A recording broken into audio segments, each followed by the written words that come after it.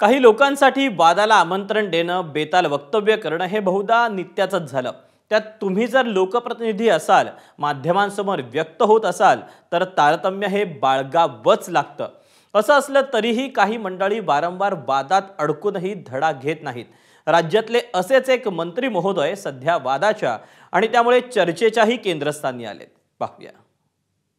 मला रमी खेळताच येत नाही। भिजा झाले तिसाची वेळ आणू नका। प्रश्न असा आहे, राजीनामा देण्यासारखं घडलं काय?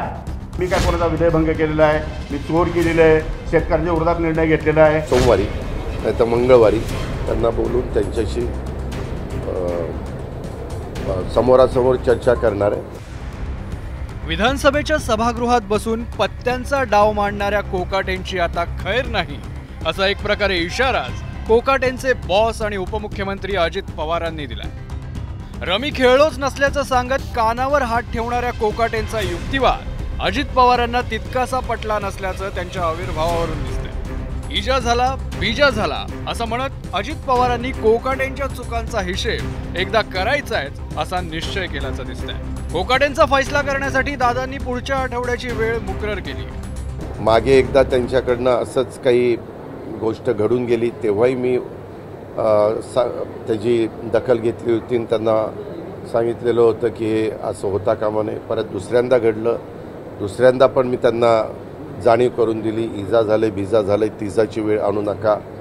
परंतु आता ह्या बाबतीमध्ये ते म्हणतायत मी ते करतच नव्हतो। नक्की काय आहे हे निष्पन्न होईलच। मी सोमवारी मी आहे का नाही, सोमवारी मी असेल तर सोमवारी नाही तर मंगळवारी त्यांना बोलून त्यांच्याशी समोरासमोर चर्चा करणार आहे आणि त्याच्यानंतर मी काय तो निर्णय घेणार। रमीच्या प्रकरणावरून स्पष्टीकरण देण्यासाठी कोकाटेंनी पत्रकार परिषद घेतली खरी, पण आपला बचाव करण्याच्या प्रयत्नात ते अजून एक चूक करून बसले। शेतकऱ्यांना काही बोललो नसल्याचं दाखवण्याच्या प्रयत्नात कोकाटेंनी मायबाप सरकारलाच भिकारी ठरवलं। मुख्यमंत्र्यांनंतर आता अजितदादांनीही या कोकाटेंच्या वक्तव्याची गंभीर दखल घेतली आहे।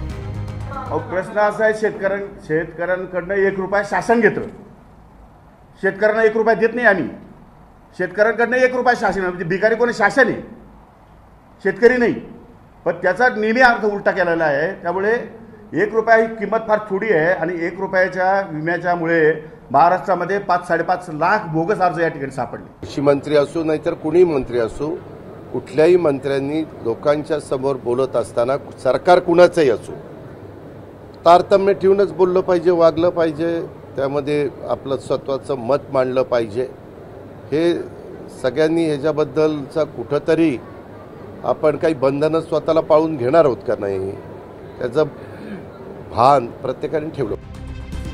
दुसरीकडे कोकाटेंच्या राजीनाम्यासाठी अजूनही विरोधकांकडून ठिकठिकाणी आंदोलन सुरूच आहे।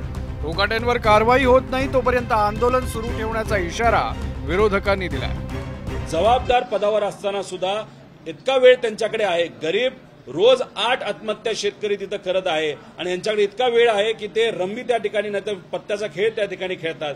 मग कुठं ना कुठंतरी त्यांच्या पक्षाकडनं कारवाई झालीच पाहिजे। जोपर्यंत कारवाई होत नाही, निर्णय त्या बाबतीत होत नाही, आम्ही आणि शेतकरी या बाबतीत आंदोलन नाही तर विषय आणि मुद्दे त्या ठिकाणी मांडतच राहू। कोकाटेंच्या मुद्द्यावरून वंचितच्या प्रकाश आंबेडकरांनी मुख्यमंत्र्यांवर तोफ टाकली। मुख्यमंत्री जे आहेत हे आता पंतप्रधानाच्या रेसमध्ये लागलेत असं मी त्या ठिकाणी मानतोय।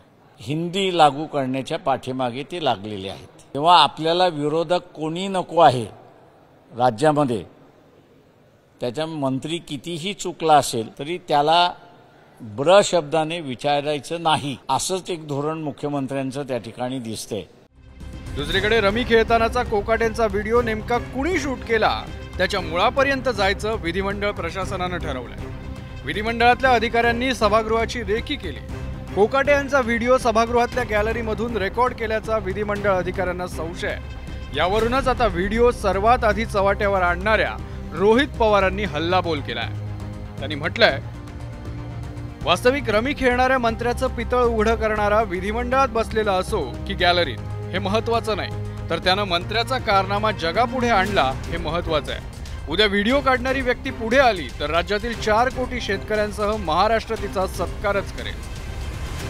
एकीकडे कोकाटेंवरून महाभारत सुरू असताना ते स्वतः धुळे, जळगाव आणि नंदुरबारच्या दौऱ्यावर गेले। कृषी मंत्री पदावर राहून कोकाटेंनी आतापर्यंत केलेली वक्तव्य नेहमीच वादाच्या भोवऱ्यात सापडली आहे। एका वादावर सारवासारव करताना नव्या वादाला जन्म ही कोकाटेंची जणू खासियतच बनली आहे।